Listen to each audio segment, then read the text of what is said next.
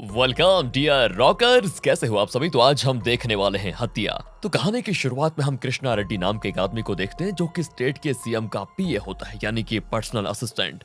कृष्णा सुबह सुबह सीएम से मिलने आता है और उसी दौरान सीएम के घर में काम करने वाली मेड अपने बेटे प्रकाश के साथ वहां पहुंच जाती है। कुछ ही देर में प्रकाश अपनी माँ को वहां छोड़ के घर भी लौटने वाला होता है एंड तभी सब गौर करते हैं कि काफी देर से घर का दरवाजा बंद है। और पहले तो इस वक्त तक सीएम सर घर से बाहर आ जाया करते थे, लेकिन आज नहीं आए। कुछ ही देर में सभी को शक होने लगता है कि पक्का कुछ गड़बड़ है और इसी वजह से सभी दरवाजा तोड़कर अंदर चले जाते हैं, जहां सीएम सर के कमरे में हर तरफ खून ही खून फैला होता है और वो खून के निशान सीधे उनके बाथरूम की तरफ जा रहे होते हैं, जहां जाकर देखने पर उन्हें सीएम की डेड बॉडी नजर आती है और उनके सर की तो बहुत ही बुरी हालत होती है वहां पर, जिसको देखकर यह समझना मुश्किल नहीं था कि सीएम का मर्डर हुआ है और वो भी बहुत ही बुरी तरीके से बेरहमी से मारा गया है उन्हें। ये देखने के बाद तो सभी शॉक में चले जाते हैं क्योंकि सीएम का मर्डर हुआ है और कहानी फिर यहाँ से 3 महीने के बाद शिफ्ट होती है, जहां हम उसी सीएम की पार्टी के न्यू लीडर राघव को देखते हैं, जो कि इलेक्शन जीत गया और अब राघव स्टेट का न्यू सीएम है। ये जो राघव है ना, हमेशा से ही पार्टी का बहुत ही क्लोज मेंबर था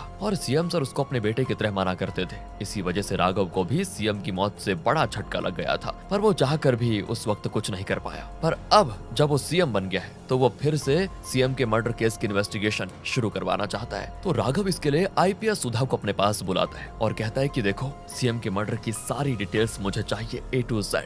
पर सुधा पूछती है कि सर आपने ये केस मुझे क्यों दिया है, सीआईडी इस केस को और अच्छे से सॉल्व कर सकती है। जवाब में राघव कहता है कि अभी पार्टी पावर में आई है, इसलिए मुझे पता है कि सीआईडी कैसे काम करती है और उनके ऊपर किन लोगों के हाथ है। इसी वजह से शायद वो लोग सीआईडी को पैसे खिलाकर इस केस को ठीक से इन्वेस्टिगेट करने से रोक भी सकते हैं। इसी वजह से मुझे उन पर भरोसा नहीं, पर मुझे तुम पर भरोसा है। ये सुनकर सुधा बड़ी खुश होती है कि चलो मेरी भी कोई वैल्यू है और वो केस की इन्वेस्टिगेशन करने के लिए मान जाती है। आगे सुधा केस की फाइल्स को लेकर ऑफिसर्स की टीम बनाती है और उनसे सीएम के बारे में जानकारियां इकट्ठा करने के लिए कहती है, जिसमें उसे ज्यादातर यही पता चलता है कि सीएम बहुत ही अच्छे आदमी थे। उन्होंने लोगों के लिए फ्री हॉस्पिटल्स, स्कूल वगैरह बनवाए थे। इस वजह से ऐसा होना मुश्किल है कि कोई उनसे नफरत करे। ये सुनने के बाद सुधा फिर सीएम के घर जाती है, जहां पहुंचकर वो देखती है घर में सीसीटीवी इंस्टॉल किया जा रहा है, जो कि असल में सीएम की डेथ के समय घर पर नहीं लगे हुए थे। फिर केस को स्टडी करते हुए सुधा को ये पता चलता है कि इस केस की तो कई बार इन्वेस्टिगेशन हो चुकी है, जहां सीआईडी ने उस इन्वेस्टिगेशन की रिपोर्ट भी बनाई थी और हालांकि अब भी सीआईडी इस केस को थोड़ा बहुत इन्वेस्टिगेट कर रही है अपनी तरफ से।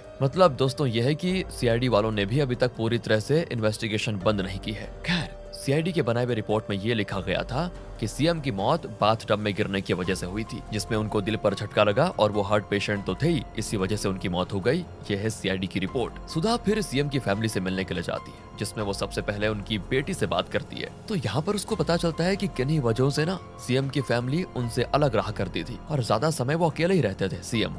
तो सुधा फिर सीएम के घर के करीब ही एक घर रेंट पे ले लेती है, ताकि वहीं पास में रहकर वहां के लोगों के बारे में जान पाए, ये पता कर सके कि कहीं इनमें से कोई मर्डर तो नहीं। फिर अगले दिन सुधा एक मीटिंग रखती है, जिसमें वो सभी ऑफिसर्स को ये पता लगाने के लिए कहती है कि जिस दिन सीएम की डेथ हुई ना, उन्होंने उस दिन क्या क्या किया था ये पता लगाओ। तो आगे उसको पता चलता है कि उस दिन नॉर्मली सुबह कृष्णा सीएम के पास आया था और उस वक्त सीएम के घर एक पंडित भी आया हुआ था। असल में सीएम को एस्ट्रोलॉजी पर काफी भरोसा था, इसी वजह से वो पंडितों से ही पूछताछ करके काम किया करते थे और समय के बहुत ही पाबंद भी थे। फिर वहां से सीएम बाकी मेंबर्स के साथ एक दूसरी पॉलिटिकल पार्टी के एमएलए से मिलने गए थे, जहां उन्होंने उस एमएलए को कन्विंस भी किया कि तुम देखो अपनी पार्टी छोड़कर हमारी पार्टी ज्वाइन कर लो और वैसे भी इस बार इलेक्शन हमारी पार्टी जीतने वाली है, तो हमारी पार्टी में आ जाओ। तो एमएलए ने कहा कि मैं कुछ समय के बाद आपके सवाल का जवाब देता हूँ। अब दोस्तों यहाँ से सीएम पार्टी के ऑफिस जाकर कुछ मीटिंग्स भी लेते हैं इसके बाद और देर रात पर घर लौट आते हैं, जहाँ फिर अगले दिन उनकी डेड बॉडी घर में मिलती है सुबह सुबह। और कृष्णा ने जैसे ये देखा, उसने सीएम के बेटे को कॉल करके ये सारी बात बता दी थी और फिर ऐसे ही धीरे धीरे ये बात सभी तक पहुंच गई कि सीएम की डेथ हो गई है। अब इन सारी चीजों को सुनने के बाद भी इनमें से कोई क्ल्यू नजर नहीं आता, यहाँ तक कि इन्हें मर्डर वाले कमरे में कोई क्ल्यू नहीं मिला था, जिस वजह से ये सबसे पहले उस एरिया के लोकल गुंडे, बदमाश, क्रिमिनल्स, इन सभी को पकड़कर पीटने लगते हैं और उनसे ये पता करने की कोशिश करते हैं कि सीएम का मर्डर किसने किया, जिसमें भी इनको कुछ हाथ नहीं लगता। फिर ये कृष्णा को इन्वेस्टिगेशन करने के लिए बुलाते हैं, जिसमें इनको पता चलता है कि जब सभी ने सीएम सर की डेड बॉडी देखी थी, उसी वक्त इनको वहां एक लेटर भी मिला था, जिसमें ऐसा लिखा गया था कि मेरा ड्राइवर मुझे मारना चाहता है। कृष्णा ने फिर सीएम के बेटे को कॉल करके ये बता दिया था कि सीएम सर की डेथ हो गई है, पर जैसे ही उसने ये बात बताई ना कि उनके करीब में एक लेटर भी मिला है जिस पर ऐसी ऐसी बातें लिखी हुई है, तो तब सीएम के बेटे ने कृष्णा से कहा कि उस लेटर को छुपा दो जिसके बाद उनके कहने पर कृष्णा ने वो लेटर प्रकाश के जरिए मेड तक पहुंचा दिए। पर हालांकि आगे सीआईडी ने जब इन्वेस्टिगेट किया तो वो लेटर सीआईडी के पास भी पहुंच गया था। अब यहाँ पे क्या घोलमाल हुआ दोस्तों, ये आपको आखिरी में पता चल जाएगा। अब इन्हीं बातों के साथ कृष्णा और भी कई बातें बताता है कि उस दिन कुछ देर के बाद वहाँ पर गंगा रेड्डी आए, जो कि पार्टी के एक जाने माने एमएलए हैं। तब उन्होंने जैसे ही सीएम सर की बॉडी देखी तो उसको देखते वो सभी नौकरों से कहने लगे कि बॉडी को अभी तक यूं ही क्यों रखा हुआ है, इस जगह को साफ करो और बॉडी को बेडरूम में लेकर जाओ, ये उन्होंने कहा। जिसके बाद बाथरूम और रूम में फैले हुए खून के निशान को साफ किया गया था। बॉडी को फिर बेडरूम पर लाया गया और उनके कपड़े भी बदल दिए गए थे, जिससे ऐसा बिल्कुल भी नहीं लग रहा था कि सीएम सर का मर्डर हुआ है। उल्टा ये एक नेचुरल डेथ लग रही थी, जिसमें गिरने की वजह से उन्हें हार्ट अटैक आया और वो मारे गए, ये सभी को बताया गया। दोस्तों, कृष्णा की इन सारी बातों से ये तो पता चल जाता है कि गंगा ने इस केस के क्लूज को मिटाने की कोशिश की थी। पर जब आगे गंगा को इन्वेस्टिगेशन करने के लिए बुलाया जाता है और सुधा उससे पूछती है कि तुमने केस के क्लूज को क्यों मिटाया, तो वो तो ये कहकर मना कर देता है कि मैंने ऐसा कुछ भी नहीं किया, और जिसने आपको ये बातें बताई है ना, मुझे उसका नाम बताओ जरा, मैं जानना चाहता हूँ कि कौन है ये झूठा। ये सुनकर सुधा समझ जाती है कि गंगा इतनी आसानी से तो मानने वाला है नहीं। खैर दोस्तों, कृष्णा की बातों से सुधा को ये तो पता चल जाता है कि उस दौरान जब भी गंगा को कोई क्लू मिलता रहा सीएम की मौत से लेकर, तो उस वक्त वहाँ पर एक पुलिस ऑफिसर भी आया था, पर उस ऑफिसर ने भी ये सब होता हुआ देखकर कुछ नहीं किया, वो भी चुप रहा।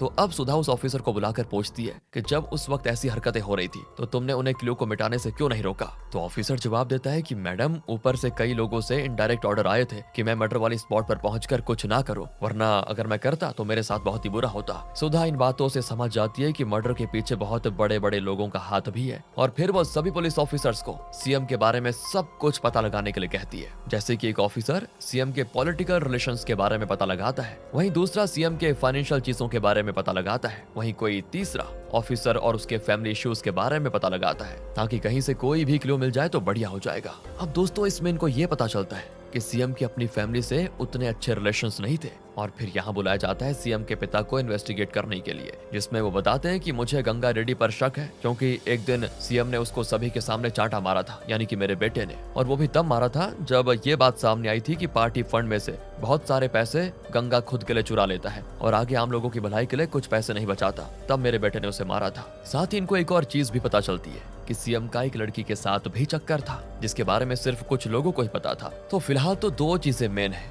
क्लू को मिटाने वाली बात जो कि गंगा रेड्डी ने किया था, और वो चांटे वाली बात जो सीएम ने उसको मारा। इन दोनों चीजों से सुधा का शक गंगा रेड्डी पर चला जाता है कि शायद उसी ने सीएम को मरवाया होगा। और वैसे भी अभी तक सभी चीजें गंगा के खिलाफ ही तो जा रही थी। आगे सीएम के कॉल लॉग को चेक किया जाता है, जिस दौरान एक अननोन नंबर से कई बार कॉल भी आए होते हैं, और जब उन नंबर को ट्रेस किया जाता है ना, तो सुधा पहुंचती है रवि नाम के एक आदमी पर। रवि को पुलिस स्टेशन में बुलाकर जब उससे पूछताछ की जाती है, तो रवि बताता है कि मैंने गंगा रेड्डी के जरिए सीएम सर से कुछ पैसे उधार लिए थे, और उसी की वजह से मेरी उनसे कई बार बातें भी हुई थी, वरना मैं उन्हें पर्सनली जानता भी नहीं था। जिसके बाद दोस्तों, सीएम के अफेयर के बारे में पता करते हुए मुस्कान नाम के एक मुस्लिम लड़की के बारे में पता चल जाता है, जो सीएम के काफी क्लोज भी थी। पर पूरी तरह से सच क्या था ये पता करने के लिए सुधा को मुस्कान से बात करनी होगी, जिस वजह से वो मुस्कान को ढूंढते ढूंढते कई बार उसके घर और उसके रिलेटिव्स के पास भी जाती है, पर मुस्कान उसको कभी भी सवाल का जवाब देने के लिए तैयार नहीं होती। जिस पर सुधा उससे मिलकर कहती है कि देखो, अगर तुम सच नहीं बताओगी तो मैं भी कुछ नहीं कर पाऊंगी। तब मुस्कान शुरुआत से कहानी बताती है कि लगभग 1 साल पहले मेरे भाई की नौकरी छूट गई थी और हमारा परिवार बहुत ही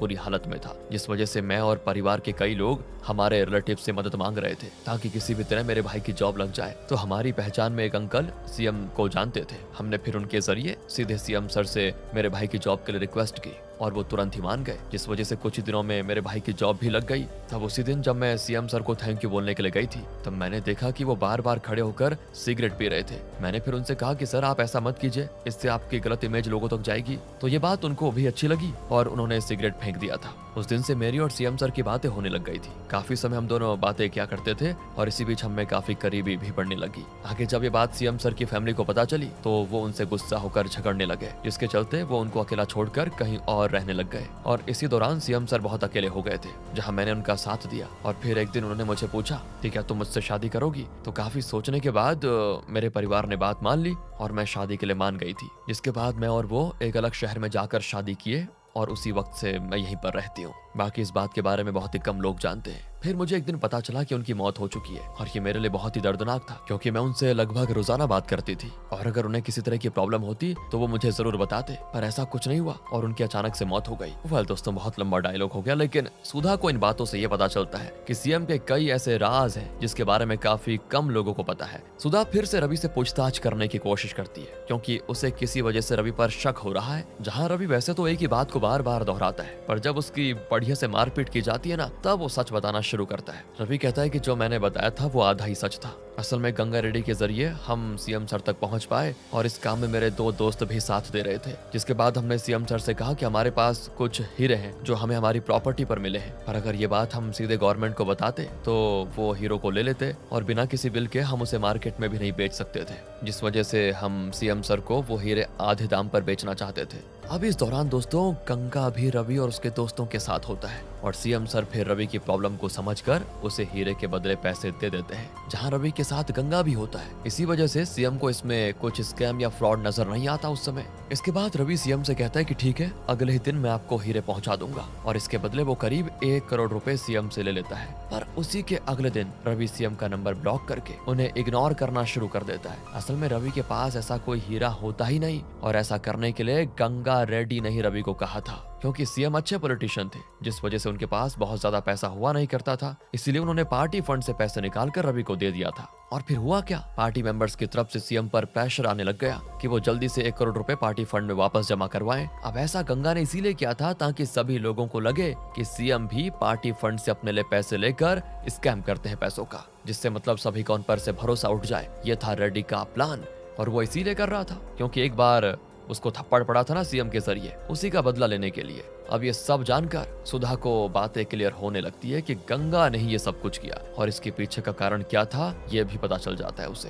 पर इससे पहले कि सुधा सब कुछ पता कर पाती, थोड़ी और डिटेल्स उसको केस से निकाल दिया जाता है और केस को पूरी तरह सीआईडी को दे दिया जाता है। सुधा भी इस बात से परेशान हो जाती है कि क्या करूं, और वो केस से बाहर निकलने के बाद भी अपनी इन्वेस्टिगेशन को जारी रखती है, जहाँ आगे रवि के बाकी 2 दोस्तों जो कि रवि के साथ मिले थे उसके प्लान में शामिल थे, मतलब उन दोनों को भी इन्वेस्टिगेट करके सुधा को पता चलता है कि उन्हीं ने सीएम को मारा था। असल में सीएम की मौत से एक दिन पहले गंगा ने रवि और उसके 2 दोस्तों को बुलाया था और तीनों को 1-1 करोड़ रुपए देकर सीएम को मारने के लिए कहा, जहां अगली रात तीनों सीएम के घर पर घुसकर उन्हें मार दिए। सुधा को सच पता चलने के बाद वो इस पर फाइनल रिपोर्ट बनाना तो चाहती है, पर उसे बीच में रोक दिया जाता है, जिसमें उसकी ही टीम का एक दूसरा पुलिस ऑफिसर हायर ऑफिशियल्स को ये बात बता देता है कि सुधा अभी भी इस केस पर इन्वेस्टिगेट कर रही है, जिससे ये पता चलता है कि हायर ऑफिशियल्स भी नहीं चाहते कि ये केस सॉल्व हो। सुधा को फिर किसी दूसरे केस में काम दिया जाता है। आगे 1 महीने के बाद सुधा न्यूज पर देखती है कि सीएम सर के केस में कोई फाइनल रिपोर्ट नहीं आई है और अब भी इन्वेस्टिगेशन चल ही रही है। तभी